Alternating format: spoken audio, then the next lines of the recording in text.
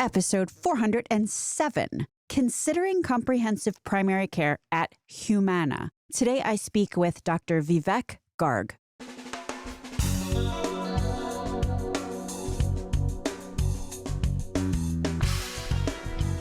American healthcare entrepreneurs and executives you want to know. Talking. Relentlessly seeking value. Okay, let me get real here for a sec. For a few reasons, I wanted to chat with Vivek Garg, MD, MBA. Dr. Garg is CMO, Chief Medical Officer of Primary Care at Humana. Dr. Garg is an inspiring and incredibly articulate individual, and I like to both learn from and also be kept on my toes by the likes of such folks. But also, I'm suspicious of vertically consolidated payers. I mean, you listen to this podcast. I don't need to recap what the financialization of the healthcare industry has done to patient care. But you heard my manifesto in episode 400. It's about trying to find the right path forward and being open to exploring options here. It's considering what doing well by doing good actually means. It's contemplating whether to celebrate some good stuff going on in the industry, even if there's some not so good stuff going on in that same sector or even in that same company. Bottom line, we're living in the real world here, and utopia is not on the table, at least anytime soon. So that means there is always going to be one thing that we are always going to have to weigh in our consideration set, in our assessment equation that I talked about in my manifesto in episode 400. What's this one thing? It's self-interested, shareholder-centric goal setting. In other words, just because I spot a self-interested, shareholder-centric goal doesn't mean I'm automatically going to get out my red Sharpie and cross off the whatever with a sour expression on my face. Because if I did that, a whole lot of Americans are not going to get, even incrementally, better healthcare. The right equation to determine if something is net good is always going to be nuanced. The equation should weigh the impact of the self-interest, which is always going to be there, against the impact on patient care and patient financials and how the whole thing impacts clinicians at a local level or maybe a national level, depending on what's going on. I'd also suggest that there's no real broad strokes here because the equation for any given initiative or pilot or approach is really singular. I think it'd be a big mistake to lump together, for example, all payviders across the country and assume that their impact is all the same, or all Medicare Advantage plans, or anybody doing advanced primary care. All these words/groups I just referenced are relevant to the conversation today. You have some payviders, for example, doing all kinds of crap with dummy codes and or anti-competitive contracts and or steering only to their own medical groups, which they staff inadequately, and or blanket denials of anything that will throw off their medical trend calculations, and or prescribing and care pathways coinciding with their own highly financialized PBM formularies. But then, on the flip side, you also have some interesting things going on that help patients in their communities. A key ingredient of these interesting things is taking into account longer time horizons. Longer time horizons are actually pretty key here for anybody trying to do anything preventative or anything involving forming patient relationships. Also, of course, you have those who are doing some combination of the good stuff and the not so good stuff. And one of the reasons why the not so good stuff becomes so ingrained is that risk adjustment, especially if you're a payvider, risk adjustment across the board has anything but a longer time horizon. So let's dig into what Dr. Vivek Garg has going on at Humana Primary Care, which includes CenterWell Senior Primary Care and also Conviva Care Center. I asked Dr. Garg some pretty hard questions about balancing the tension between being a payer with a PBM, with an incentive to deny care, and a provider organization seeing patients that is also beholden to those same shareholders.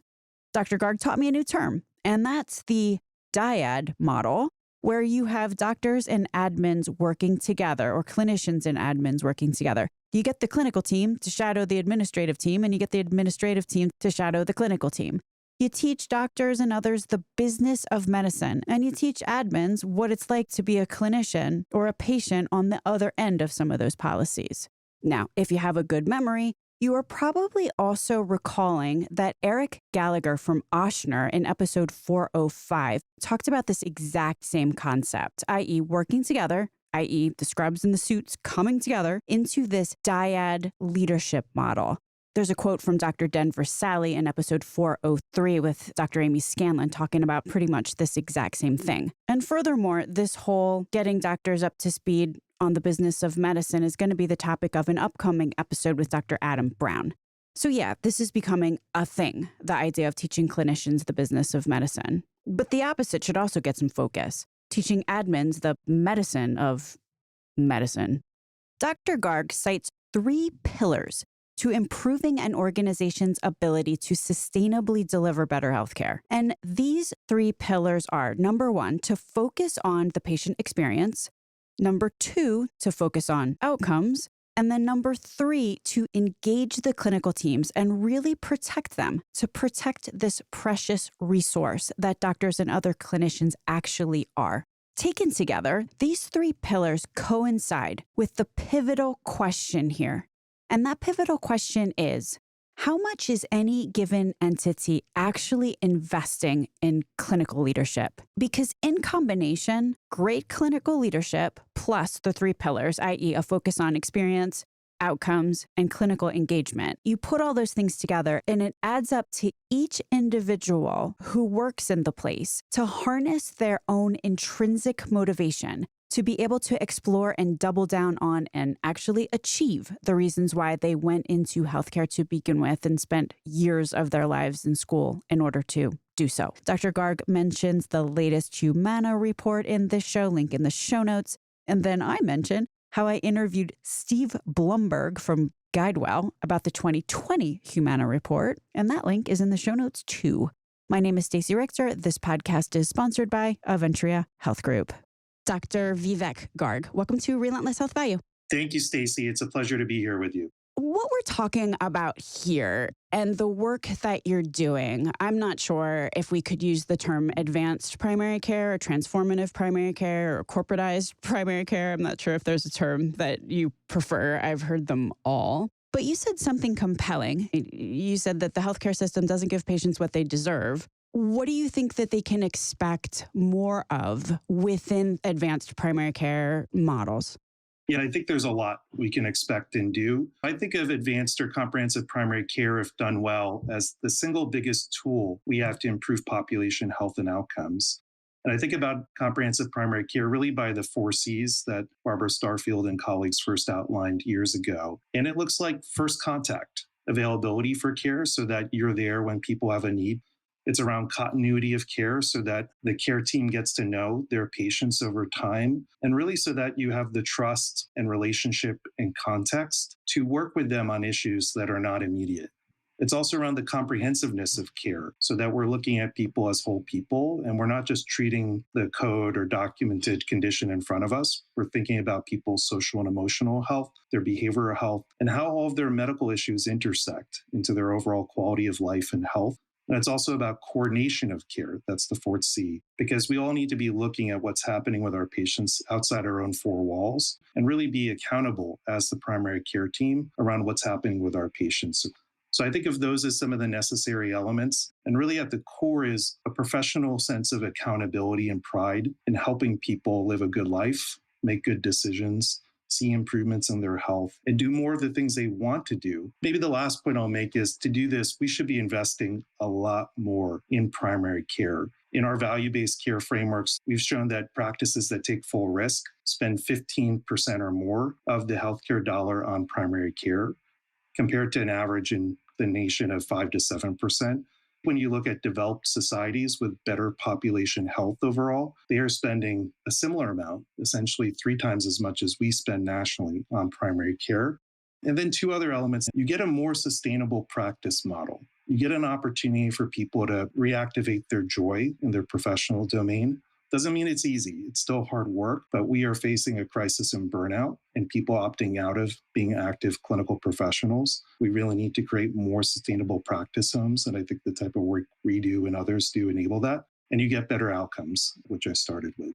So you were saying that these comprehensive primary care models are the single biggest tool to improve population health. And those are fighting words, right? That's a big statement there.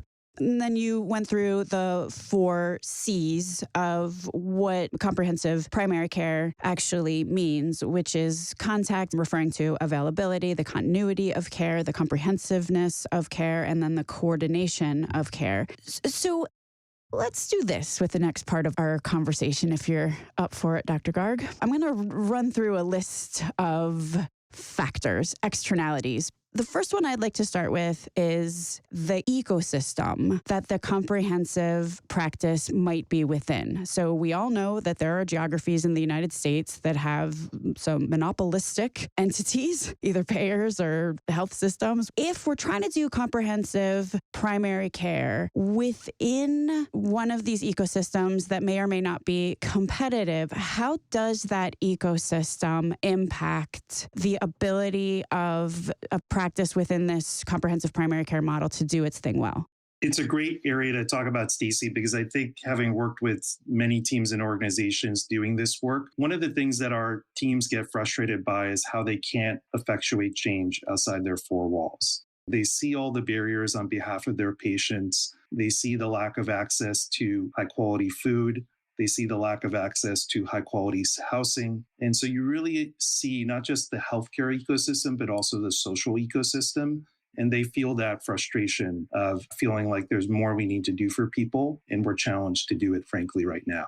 One path, just to talk about it, is to do more ourselves. And so we are doing some things in our primary care group, and so are our peers, where we're doing more around specialty care. We're bringing in e-consults so we can have specialist expertise at our PCP's fingertips. We're looking at analytics partners that have built really interesting appropriateness of care and quality of care metrics off of large claims data sets, both government and non-government, so that we can really make sure our patients get to high quality specialists for their needs. In one of our markets, we actually have our own cardiology group, which is quite small, but sees all of the cardiology-related referrals from our primary care team, supporting patients with heart failure or new cardiac ischemia or consideration of vascular disease and procedures. And it's quick access care with a very aligned group. So just using specialty care as one example, there's more that groups like us can do. But your point still stands. We do not control the rest of the ecosystem.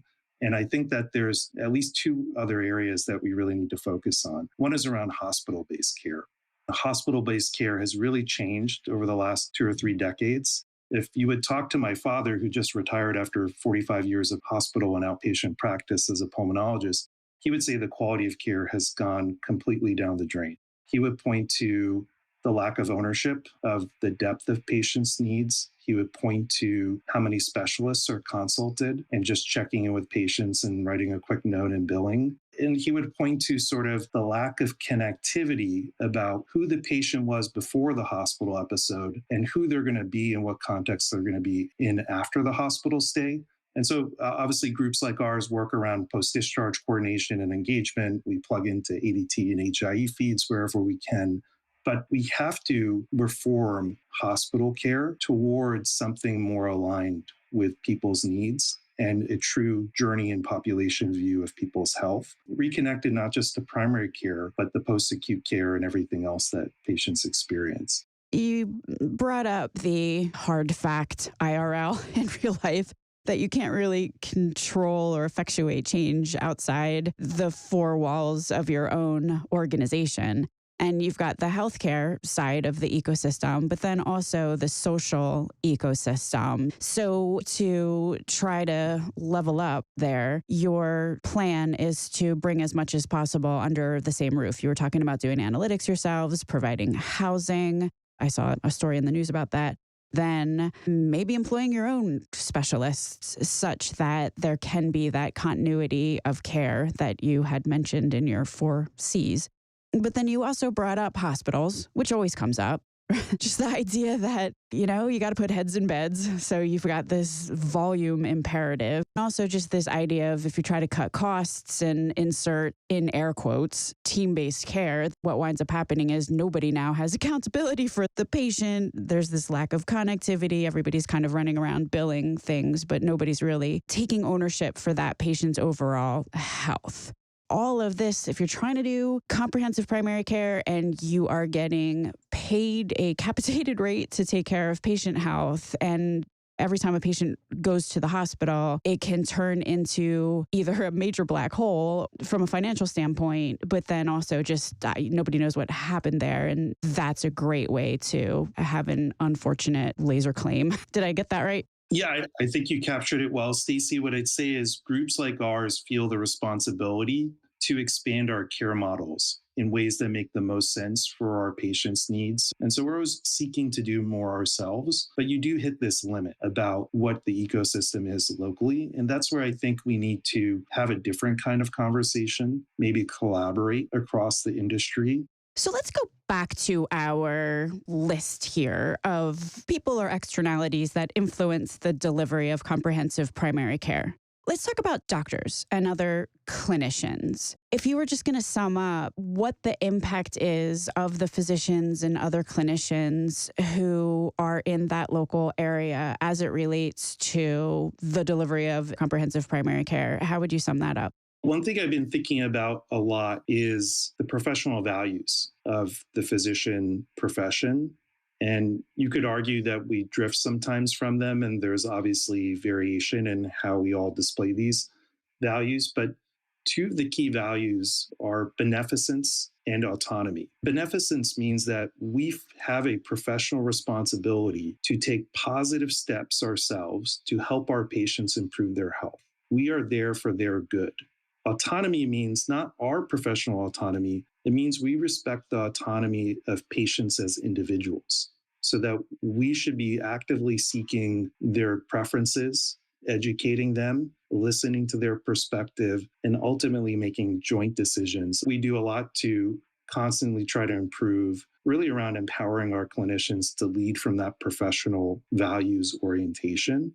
Because if we can center around clinicians as the champions for those values, the whole team comes along. And I'll tell you, I had an experience last year where I heard about a great geriatrician trained primary care physician in our team in Houston. I met with the clinical team and some of the leadership, and the operations staff, the nurses, the medical assistants all told me how transformative this physician was to the culture of one clinic. They all rallied behind her because they knew she was there for her patients, and she was able to marshal a spirit and a vision and a purpose that people wanted to be a part of. So I will say we are all better off, patients, people in roles like me, you, when we can kind of channel that spirit and make it real at a place where people are working on behalf of patients. And I'll say on the flip side, one thing that is counter to this is really the technology that our clinicians are working with right now.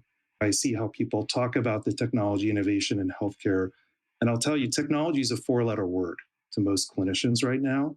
They feel imprisoned by the technology ecosystem around them. And we need to move to a technology platform that lets them express these values, lets them be the captain of the ship for their patients' needs, lets them see the great output of their work, lets them be a part of coordinating and orchestrating care with their team and with others outside their four walls. And I think we are so far from that right now that I feel like I'm not doing enough about it personally. I sort of want to challenge the industry to really look at what we're trapping our clinicians in and whether any of these new advances like AI are actually going to help. And let's make sure they do. The core of what you're talking about here is to ensure the organization that doctors and clinicians work for echoes the professional values that these individuals likely went into medicine in the first place because of. The idea of taking ownership for patients, worrying about patients, thinking about patients, and being primarily focused on doing the best job possible to improve patient health. And you articulated two values. One is beneficence, and then the other one is respecting patient autonomy, if I'm understanding you correctly. Yes. I did interview Dr. Doug Eby from the NUCA system, and he actually said something quite similar. We'll put a link in the show notes. They actually call their patients, they don't call them patients, they call them customer owners. And I emphasis on the owners part of it because effectively the idea is the same, that these are individuals, they're in charge. So as a clinician, the job number one is to support what their vision is for themselves. This seems like kind of a recurring theme. I really appreciated the idea also that if you have an individual in the practice who has the spirit, the vision to have a champion like that can be really transformative. But to the point that you were making about technology, I mean, obviously, this is a totally oversimplified statement. Technology tends to be transactional. It's all about the episode, or maybe more accurately, billing for the episode. What we need to do with the technology is actually support and enable a team working together with a set of patients so that they can easily, with less friction, share tasks, communicate, be aligned on the care plan, and partner really collaboratively. I mean, right now, everybody thinks that all doctors talk to each other. If you go to a specialist, they talk to your PCP and vice versa. It mostly doesn't happen in the real world. So integration is really integration of communication and partnership. Technology enablement is creating the operational framework and enabling these teams. Dr. Amy Scanlon from the UC Health Intermountain Clinically Integrated Network in Colorado mentioned that in the past, potentially physicians talked a lot more. And then given the rise of technology, then the doctor's lounges were deemed unnecessary. And now you have the situation that you just described where there is kind of a lack of collaboration and how much joy can be achieved by getting the opportunity to actually talk to peers as opposed to kind of trading notes on electronic devices, which are copied and pasted from something else. The one knock on advanced primary care from a physician standpoint that I have heard is that, so you're talking about autonomy and you were definitely referring to patient autonomy. But the one thing that does often come up is that, especially physicians working for an entity which is vertically integrated, there is a lot of constraints on their ability to do what they feel might be best for a particular patient, that there are formulary restrictions, that you're going to get fired if you prescribe too many things which are deemed unprofitable. How do you address a question like that?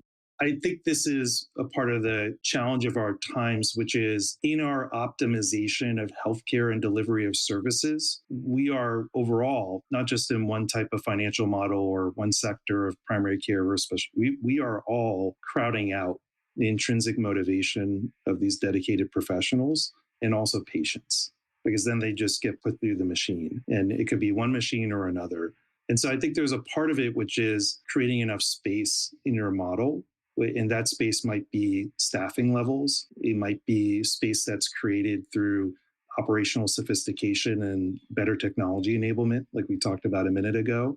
But I think then it really comes down to how do you center on the values and how you lead and how you drive decisions. I think we hurt ourselves when we hide information.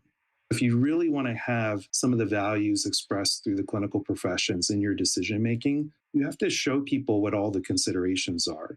Our group and other groups like ours that have chosen to orient around a dyad model where there's a clinical leader and an administrative or operational leader partnered, we have to show them everything. And we have to show them how to make it all work. And then we have to listen to what they say and where they're going to take us. That can be really uncomfortable early on for people because it means giving doctors the finances. It may mean getting people who've been mostly oriented around profitability, shadow some patient care. But I find that when you can do that well, you get very comprehensive, thoughtful insights and recommendations that frankly, the rest of us try to get out of the way and then support. And I think that's more of that is needed in healthcare overall in any different lane so that we can create things that are sustainable economically. We can create things that have a chance to spread beyond the initial experiment, which requires money. And we can do it for the right reasons in the right way and produce some of the impact we talked about before. How do you think about staffing? Who is on those quality committees and really how much authority do they have to influence what goes on downstream when we all know at the top of the food chain there are shareholders? You picked an easy topic, Stacey. It's a big topic. And let me just share one quick thought, which is this was part of my decision making about joining Humana. And I think if you look at the Humana ecosystem, there's a long history of partnering with physician-led practices around value-based care, independent practices, more scale practices, health systems, and medical groups. There is a lot of physician leadership in the organization, and it has only increased. So I think it's an important issue, and I think you can see organizations that are making statements by how much they invest in clinical leadership. Then I'd say every organization has to pay attention to three areas. And I think if we all pay attention to these three areas, we will make more of the right decisions and move the ball forward on our population's health and be effective and sustainable. The first area is patient experience. And I think many organizations have started down that road, but we have no shot of doing anything else to help our patients if they don't like us, if they don't feel that trust and relationship. And I think that consumer patient experience focus has brought a lot of good innovation to healthcare, and we need more of it. And so I think board level, leadership level, visibility, engagement on patient experience is very important. The second area is on outcomes. We actually don't look much, I'm saying we broadly as an industry, at how our clinical ecosystems are producing outcomes. This is an area that value-based care and primary care is leading in. I think we need to look at it for hospital and post-acute care. We need to look at it for specialty care. If we incorporate more of a view around the outcomes of the care that we're providing, are they patient goal concordant? Are they leading to better health? We will make more of the right decisions. And then the third kind of pillar I'd outline is clinician engagement, retention, and satisfaction. And many more decisions need to be at least much more weighted based on maintenance, engagement, and support of this really precious resource. We need a lot more public discussion and organization level focus on clinician engagement, retention, and satisfaction. And we need decisions made much more with that in mind. So to transpose it to your immediate question, I would love to see every part of the healthcare ecosystem bring focus on those three pillars. The three pillars being, just to reiterate, patient experience, focus on outcomes, and then engagement of the clinical teams, which rolls up to the point that you made, that the pivotal question here is how much is any given entity investing in clinical leadership?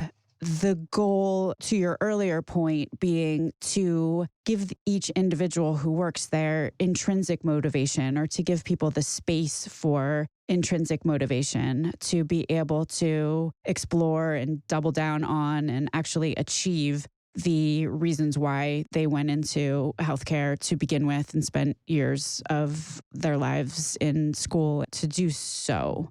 I think our professionals need to see the industry make more decisions for them. And I think our patients also need to see that.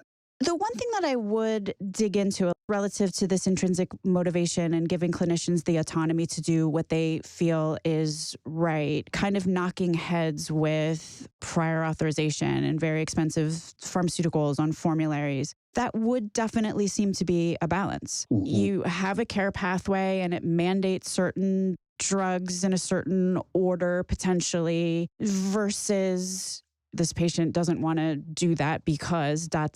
or that cheaper drug won't work because this patient has ... in their chart. I do feel like that there is inherent tension there. And as a vertically integrated entity who is beholden to the same masters, you got the PBM side of the house and you've got the other entities that you just listed, there is even more of an impetus to rein in some of the more expensive modalities that are frankly not experimental. Like, this would feel like an organizational challenge to really, if you're a clinician working in an entity that is frankly at the end of the day responsible for the bottom line, I could see how there would be a pressure to conform. Let me give you some other points to consider from things that I think groups like ours do. So there's a lot of potential for conflict in tension when you assume responsibility for the total cost of care. When you move towards a payvider or more integrated kind of health plan payer and provider partnership or construct, the opportunity is there to do two things. One is to take a longer view on the time frame. And so if you think about a few months or a year, you create all your structures around like optimizing everything in that year, you miss a lot of opportunity to actually help people be healthier and have better outcomes. And so plans have a longer time frame in their view, especially Medicare plans, and especially CMS through the ACO programs, which we participate in through CenterWell and Conviva. They have a multi-year time frame. We can do things that are sort of invest now, pay off later, clinically meaningful. And Humana has started to look at creating metrics around things like, does Humana actually help people have slower progression of their chronic disease? And could we look at that in our medical group too? That's like core to being a great primary care team. Like we should be helping people prevent the need for chronic disease. If they have it, slow the progression, prevent complications from it. And if all of that still happens, get the best care possible from whoever's needed. So one part is the time frame changes. The second is you can take things that are typically done by a plan and either turn them off or have the medical group lead them. And so I'll use prior authorization as a prime example. Our PCPs don't have prior auth for the things that they order. We can help partner and say these specialists should be gold carded because they practice evidence-based care and we're very partnered with them. These are the types of things that become possible where you can let the patient care group kind of take on some of the functions. You can help inform based on your perspective. And then because you're the group that's at full risk and accountable for the total cost of care, you can shape much more of it. And so I do agree the potential for a lot of conflicts are there in any ecosystem where people are actually looking at costs and finances, but that's sort of all of healthcare now. But I think in these integrated constructs, you have an opportunity to create much more alignment. And frankly, that's why there's people like me who work at places like this, because we can be a part of helping to create some of that alignment on behalf of our teams and our patients. It's interesting that you're talking about looking at a longer risk horizon. I'm actually moderating a panel at the Society of Actuaries. And one of the things that became kind of clear in trying to prepare for this panel is how the actuaries view timeframes. And especially with PDP plans, drug plans, it's pretty immediate relative to how they're assessing risk and then figuring out what the benefit design should be. So it's interesting that you're talking about having a longer horizon there. And I'm assuming that financially, the rate critical is the turnover of plan patients, because if the turnover is quite short, then from an underwriting perspective, it's not going to work to have a longer time horizon. But if you have patients for a longer period of time and your time horizon is too short, I think it probably, and I'm not an actuary, which becomes very clear when I'm talking to these actuaries, I think it's probably reasonable to assume that you also are creating a suboptimal equation because you're not doing things that could potentially cut costs in a couple of years. I mean, assuming you're not working quarter to quarter there. But it might actually wind up being the better move to take a longer term horizon. Personally, I think that's where healthcare needs to move to. Our group has a longer time frame. We want our patients to like us and stay with us. We want to partner with them for many years, however long they'll have us. Our clinical team's not going anywhere. Our clinics aren't going anywhere. And so we're very long-term oriented. And yet we have to work within the ecosystem you described. But because groups like ours own the financial risk, we can exert more of that long-term view and do the math to figure out things that have longer horizons for patient benefit, economic sustainability, all of it. But we need more things to be like that. And if you look at the quality ecosystem or the risk adjustment ecosystem or any of these other things, or Medicaid, let alone employer and commercial, it is not a multi-year framework, but that's how people live and how things change and progress. And so ultimately for me, that's one of the reasons why I think primary care is the single biggest instrument we have to move the needle on population health and outcomes, because we are intrinsically oriented and mechanistically oriented around the long-term health of our population of patients. If someone is interested in learning more about your work, Dr. Vivek Garg, where can they go for more information? Humana.com, centralprimarycare.com. And I'd say the key thing out there right now is the Humana Value-Based Care Report. And so you can find that on the Humana website or search for it on your favorite search tool or ask ChatGPT to find it. It's a really comprehensive but brief look at what we're doing in primary care in our group, how Humana has partnered with value-based care providers. We'll link to that on the show notes. I interviewed Steve Blumberg about the Humana report in 2020, and I am pleased to say that Humana took our advice in the 2022 report. Well, that's always good. Yeah, you're welcome. Dr. Vivek Garg, thank you so much for being on Relentless Health Value today. Thank you, Stacey. And I really appreciate the voice you're channeling around sort of the real issues in healthcare. Thanks for the opportunity. Hey, could I ask you to do me a favor? If you are part of the Relentless tribe working hard to transform healthcare in this country, I don't need to tell you that we need as many on our side as we can get. The most vital thing that you could do to help expand the reach of this show is to leave a rating or a review on iTunes or Spotify, and or share this show with colleagues or decision makers. Personally, I cannot appreciate it more when I see the reviews, and they really count towards our search rankings. Thanks so much for listening.